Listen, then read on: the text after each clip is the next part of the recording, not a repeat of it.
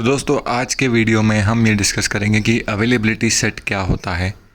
Availability set का जो definition है वो कुछ इस तरीके से है कि वीएम्स को, वर्चुअल मशीन्स को लॉजिकली ग्रुप करके रखा जाता है अज़ूर डेटा सेंटर के अंदर हाई अवेलेबिलिटी या रिडंडेंसी प्रोवाइड करने के लिए, ताकि अगर एक वर्चुअल मशीन बंद हो जाए तो दूसरी वर्चुअल मशीन आपके सपोर्ट में आ जाएगी। मतलब दूसरी वर्चुअल मशीन आपकी सर्विसेज अपने ऊपर ले लेगी और आपको अप एंड रनिंग वाली सर्विसेज या हाई अवेलेबिलिटी वाली सर्विसेज प्रोवाइड करने की कोशिश करती है।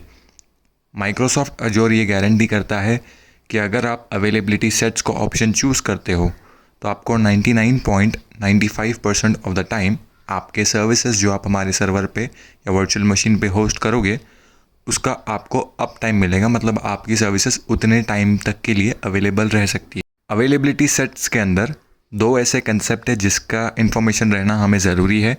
एक है फॉल्ट डोमेन और दूसरा है अपडेट डोमेन।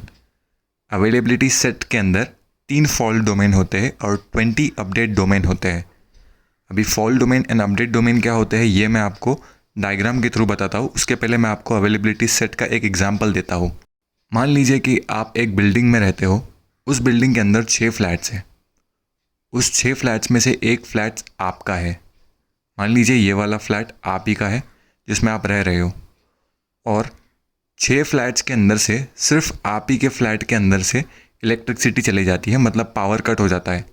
और उसी टाइम पे आपको कुछ ऐसी रिक्वायरमेंट है कि इलेक्ट्रिसिटी के बिना आपका काम नहीं हो सकता। मान लीजिए आपको लैपटॉप ही चार्ज करना है जिस पे आपका ऑफिस का काम होता है, या जो भी XYZ रीजंस हो सकते हैं जिसके अंदर इलेक्ट्रिसिटी मस्ट है, जिसके अंदर इलेक्ट्रिसिटी रिक्वायर्ड ही है आपको। और उस टाइम पे बाकी के 5 फ्लैट्स में लाइट है लेकिन सिर्फ आपके फ्लैट में लाइट नहीं है। तो ये बहुत ही बड़ा प्रॉब्लम स्टेटमेंट है इंडिविजुअली आपके लिए, आपके फ्लैट के लिए, कि सबके यहाँ पे लाइट है बट आपके यहाँ पे नहीं है। तो इसके बैकअप के लिए, इसके अवेलेबिलिटी के लिए आप क्या करोगे? आप घर में या तो इन्वर्टर ला के रखोगे या एक एक्स्ट्रा बैटरी ला के रखोगे, जिसके बेसिस पे आप अगर लाइट भी चले जाती है तो आप उस इन्वर्टर या उस बैटरी के बेसिस पे अपना काम चला सकते हो जहाँ जहाँ पे इलेक्ट्रिसिटी की नीड है। सेम माइक्रोसॉफ्ट अज़ूर के अवेलेबिलिटी सेट के कंसेप्ट के अंदर भी होता है। माइक्रोसॉफ्ट के अंदर एक डेटा सेंटर पकड़ के चलते हैं हम कि हमारा एक डेटा सेंटर है सेंट्रल इंडिया रीजन के अंदर। उस डेटा सेंटर के अंदर कई सारे डेटा सेंटर के बिल्डिंग्स हैं, जैसे कि यहाँ पे हमने ड्रॉ किए हैं। उस डेटा सेंटर बिल्डिंग के अंदर सर्वर रैक, सर्वर रूम होंगे जिसके अंदर हमारे सर्वर्स लोकेटेड होंगे या सर्वर्स बने हुए होंगे। सर्वर रूम के अंदर जो सर्वर्स रखे होते हैं वो रैक्स के अंदर रखे होते हैं। रैक्स वर्टिकल कॉलम होता है जिसके अंदर सर्वर्स रखे जाते हैं और उन सर्वर्स के ऊपर आपके जो सर्विसेज है, आपके जो एप्लीकेशन है या वेबसाइट है वो जाके होस्ट होती है। हमारे इस डायग्राम में यहाँ पे 6 रैक्स हमने बनाए हैं, rack 1, rack 2, rack 3, rack 4 and rack 5 and rack 6। ऐसे 6 रैक्स है। तो जो रैक होते हैं उसको फॉल्ट डोमेन कहा जाता है अवेलेबिलिटी सेट्स के कंसेप्ट के अंदर।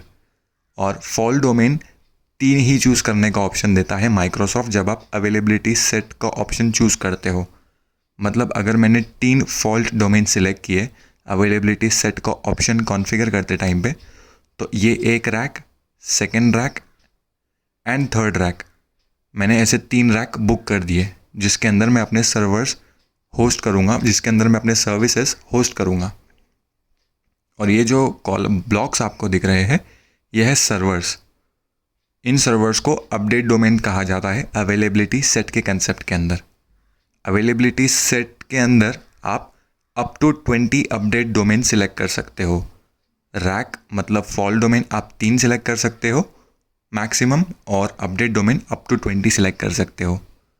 अगर हमने हमारे एग्जांपल केस में ले लेते हैं, हमने 2 ही रैक सिलेक्ट किए, मतलब 2 ही फॉल्ट डोमेन सिलेक्ट किए और 4 अपडेट डोमेन सिलेक्ट किए, तो हमारा first rack first fault domain, second rack second fault domain हो गया।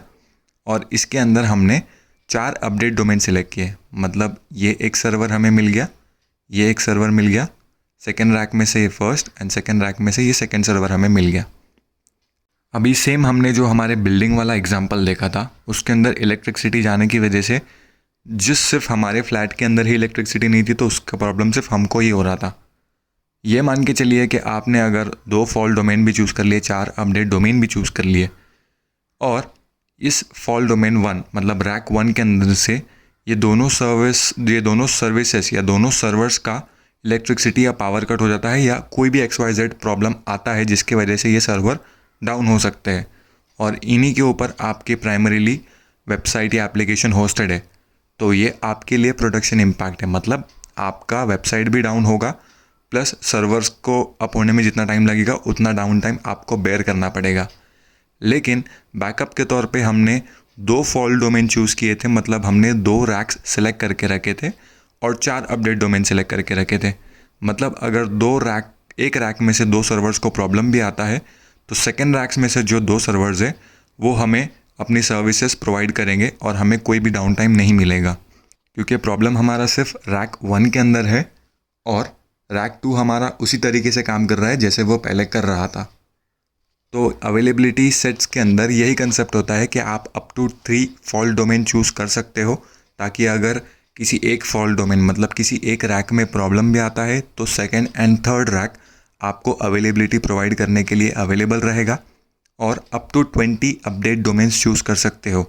मतलब रैक 1 के अंदर अगर आपके 2 सर्वर्स है तो रैक 2 के अंदर के जो 2 सर्वर्स है वो अवेलेबल हो जाएंगे अगर रैक 1 के 2 सर्वर्स के अंदर कोई भी प्रॉब्लम आता है तो जिस पे आपकी एप्लीकेशन होस्टेड है। मैं आपको एक्चुअल में डेटा सेंटर्स के अंदर किस तरीके के सर्वर या रैक्स रहते हैं वो मैं आपको बताता हूँ। ये एक डेटा सेंटर का पिक्चर है जिसके अंदर रैक्स बने हुए हैं और सर्वर्स रखे हुए हैं। आप जो ये वर्टिकली देख रहे हो ये है रैक्स, जिसको फॉल्ट डोमेन कहेंगे हम अजोर कंसेप्ट में, अजोर की लैंग्वेज में। और जो वर्टिकली इसके अंदर रखे हैं वो है सर्वर्स, जिसको अजोर अवेलेबिलिटी सेट के कंसेप्ट्स के बेसिस पे हम उसको अपडेट डोमेन्स कहेंगे। तो सर्वर रूम के अंदर इस तरीके से रैक्स बने होते हैं और इन रैक्स के अंदर सर्वर्स रखे होते हैं जिस पे आपके सर्विसेज होस्टेड होती है। जो भी आप क्लाउड के अंदर सर्विस बनाते हो वो इन सर्वर्स के अंदर जाके होस्ट होती है। उम्मीद करता हूँ आपको ये वीडियो समझ आया होगा। अगर आपको कुछ डाउट है तो आप कमेंट सेक्शन में भी अपनी क्वेरी मेंशन कर सकते हो। Thank you very much.